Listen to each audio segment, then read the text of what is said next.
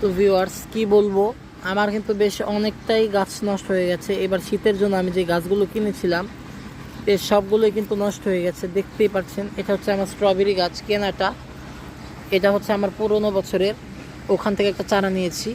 এই যে হচ্ছে আরেকটা কেনা চারা গাছ, এটা হচ্ছে আরেকটা, দেখতেই পাচ্ছেন। এটা একদমই নিঃশেষ হয়ে গেছে, এটা কিছুটা, তাও মনে হয় না টিকবে। আর এটার অবস্থাও ভালো না, যা কিনেছিলাম তার থেকে অবস্থা খারাপ হয়ে গেছে। শুধু আমার গতবারের গাছটি ভালো রয়েছে।